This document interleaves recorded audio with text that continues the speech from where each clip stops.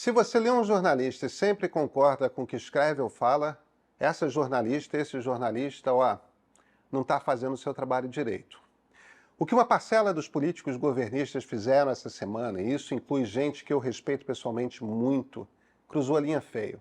São pessoas que trabalharam para colocar a segurança pessoal da jornalista Andresa Matais, do jornal Estado de São Paulo, em risco. Porque ninguém tem o direito de se iludir. Quando se puxa uma onda de cancelamento dessa virulência contra uma pessoa nas redes sociais, essa pessoa é posta em risco. Tem um alvo nas costas dela. Um dia está andando na rua, alguém com desequilíbrio reconhece e a coisa pode ficar feia.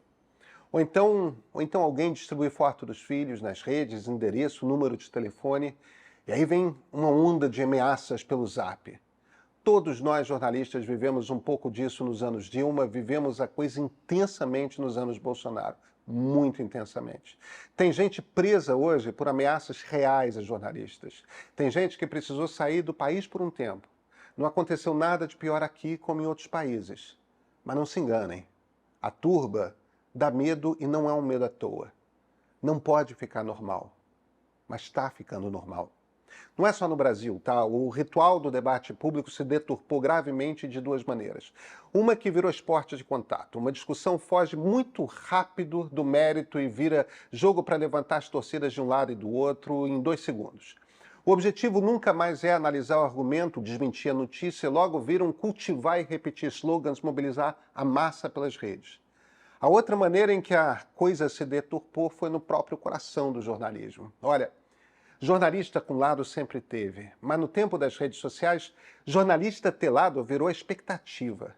A coisa não só se exacerbou, como uma quantidade grande de público começou a cultivar a certeza de que jornalistas serão sempre ou de um lado ou de outro.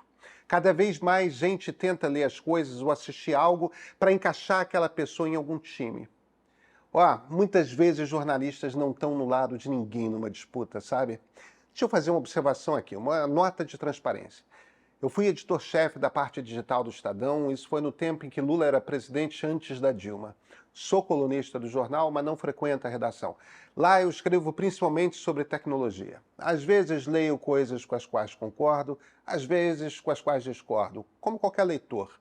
E ainda bem que existe o Estadão para contar ao mundo que coisas como orçamento secreto existiram no governo Bolsonaro. Descoberta, aliás, do time da Andresa. Eu estaria falando rigorosamente a mesma coisa se fosse uma jornalista ou um jornalista da Folha de São Paulo, do Valor Econômico, jornais com os quais tive mínimo contato profissional durante a carreira. Porque esse debate não tem rigorosamente nada a ver com a linha editorial de um veículo ou de outro. Tem a ver com jornalismo. Tem a ver com democracia. Tem a ver com uma coisa que é preciso que os presidentes de partido compreendam, que os ministros de Estado compreendam, que os políticos todos compreendam. Quando vocês atacam pessoalmente alguém dentro de uma redação, esse ataque tem grandes chances de se tornar uma onda de ódio político nas redes sociais. Quando o ataque se torna uma campanha de ódio contra uma única pessoa, essa pessoa está em perigo real, perigo físico. Numa república em que políticos criam o hábito de atacar jornalistas, na física, não na jurídica, e assim criam um risco real a pessoas, todos os jornalistas estão de alguma forma ameaçados, porque pode acontecer a qualquer um, a qualquer hora, se publicarem algo que desagrade quem está no poder. Só de haver esse risco, algum repórter em algum lugar pode já se intimidar. Nesse momento, começamos a perder a liberdade de imprensa. Não há liberdade de imprensa plena numa república em que os políticos incitam massas contra seres humanos que escrevem notícias ou análises políticas. E aí volta ao início, porque o próprio jornalismo está se deturpando de forma grave. Se você acompanha consistentemente um jornalista, uma jornalista, e sempre concorda com o que a pessoa escreve ou fala, o que você está consumindo não é mais jornalismo. Pode parecer, não é. Vamos conversar sobre isso? Eu sou Pedro Doria, editor do Meio. A notícia mais importante dessa semana foi a demissão e a recontratação de Sam Altman para o comando da OpenAI, a empresa de inteligência artificial mais relevante do mundo. Se vocês acham que as redes sociais tiveram impacto profundo nas democracias, ainda não viram nada. As próximas eleições vão ser punk. Eu estou trabalhando nesse momento na edição de sábado do Meio para explicar o que aconteceu, quem ganhou e como que isso vai impactar todo mundo, mesmo quem não está prestando atenção. Todos os assinantes do Meio vão receber. Você já assina? É hora.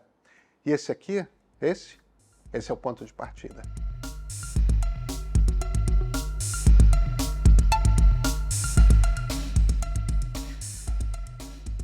A internet provocou 3 transformações simultâneas no jornalismo. A primeira é que criou um ambiente de muita insegurança econômica. Aconteceu em inúmeras indústrias, não só na imprensa, mas o resultado é que jornalistas ganham menos do que ganhavam e também se tornaram menos do que eram. Tem muito menos gente nas redações. Isso acontece porque o negócio tradicional do jornalismo diminuiu com a ascensão do digital. As empresas grandes fazem muito menos dinheiro do que faziam. A segunda transformação foi uma explosão de novos veículos. De cara, pelos olhos da democracia, é ótimo. São mais vozes, mais olhares editoriais. Mas o problema do dinheiro não foi embora, ele diminuiu para todo mundo. Tem mais veículos e menos dinheiro no mercado. Então, cada novo veículo teve de descobrir como se sustentar, como criar uma audiência. E não foram só os novos veículos. Jornalistas, individualmente, começaram a descobrir algo novo com as redes. Eles próprios, elas mesmas, tinham como construir as suas audiências. Não através de um jornal, de uma rádio, uma TV ou mesmo site ou podcast, mas pelo X, pelo Insta, YouTube. E construir uma audiência para si profissionalmente é um baita trunfo. No mínimo, você se torna mais empregável. Todo veículo sabe que quando contrata alguém que já tem seu próprio público digital, traz junto também uma audiência. Não é todo mundo no jornalismo que tem a paciência, o mesmo couro no lugar da pele, a disposição, para construir um público nas redes. Para quem constrói, os benefícios são grandes. E aí vem a terceira transformação. Para quem está disposto a trabalhar diligentemente, apanhar de vez em quando, sim, redes sociais constroem audiências. O problema é que os algoritmos das redes sociais estão regulados para agregar grupos de pessoas no entorno de identidades. São pessoas que pensam mais ou menos parecido, têm gostos similares. Por que essa lógica? Porque se você junta todo mundo que gosta de Flamengo no mesmo grupo, você pode vender para essas pessoas camisas do Flamengo. Então você manda as mesmas coisas para todo mundo. As mesmas publicidades, mas também as mesmas postagens. Fica todo mundo daquela trupe recebendo as mesmas coisas. Se junta todas as grávidas, todos os roqueiros, todo mundo que gosta de gatos, oportunidades comerciais se abrem. Mas quando essa lógica, que é uma lógica de sustento do negócio das redes, uma lógica de publicidade, uma lógica de congelar pessoas em um grupo no entorno de identidades comuns, quando essa lógica se aplica ao jornalismo e à política, aí você cria um problema que é imenso. Uma democracia funciona melhor quando estamos todos expostos à diversidade de ideias. Mas nas redes a gente está no outro lugar. Estamos num lugar em que o algoritmo já separou todo mundo em times de acordo com suas identidades políticas.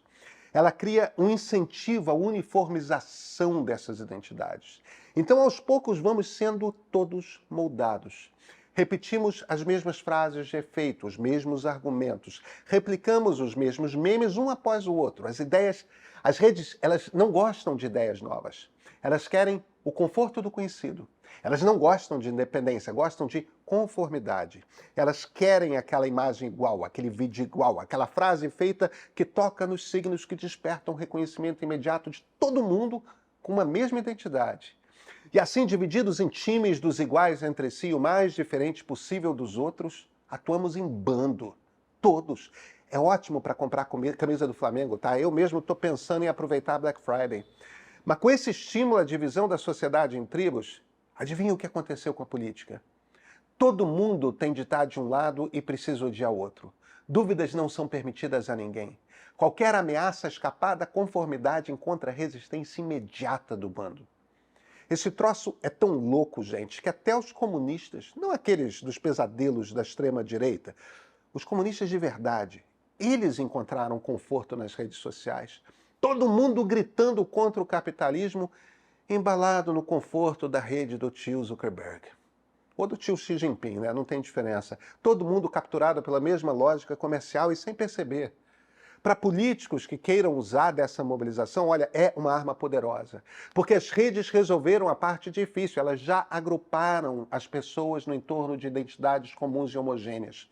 O problema é o seguinte: só existe uma maneira de surfar nessas multidões que as redes agregam. Você precisa simultaneamente explorar os símbolos que unem todo mundo e incitar o ódio ao inimigo comum.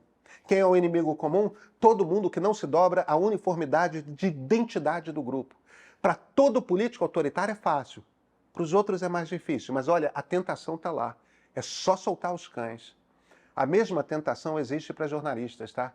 E muitos não resistem a ela, tornam-se porta-vozes de grupos. Vão todo dia repetir as mensagens que aquele grupo, com aquela identidade quer ouvir. É uma delícia.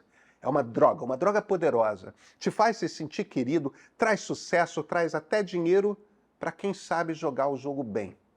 Mas e se às vezes você concorda e às vezes discorda? E se você descobre algo que não interessa a um grupo político que seja descoberto?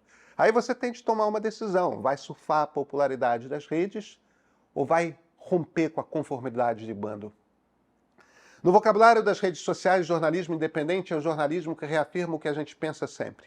Jornalismo vendido é o jornalismo do outro time.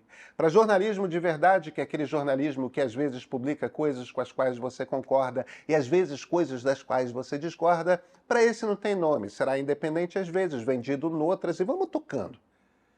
Redes sociais são muito difíceis para a democracia. Democracia é esse mecanismo que a gente construiu para não nos matarmos por discordar.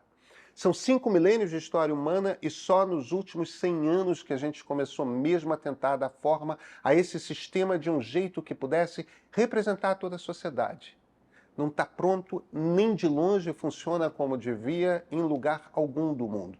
E o desafio de hoje é resistir à máquina de comunicação que hackeou os nossos cérebros para nos colocar todos em caixinhas, que nos põe em guerra uns com os outros toda hora, que incita as diferenças e trabalha para apagar as convergências, que nos empurra para o mundo pré-democracia. Jornalismo precisa ser criticado. Negue a notícia, ataque o argumento, mostre o que é falso, chama para o debate. Mas não ponha as pessoas em perigo porque discordam, porque publicaram algo de que não se gostou. A gente precisa reinventar a maneira como a democracia funciona e nessa democracia, em qualquer democracia, imprensa erra. Imprensa publica o que quem tem poder não gosta. Imprensa concorda e discorda. Mas a imprensa precisa ter liberdade para fazer tudo isso sem que jornalistas sejam expostos a perigo. Imprensa é o canário no fundo da mínima de qualquer democracia. Quando a imprensa começa a ter medo, é porque se perdeu a democracia.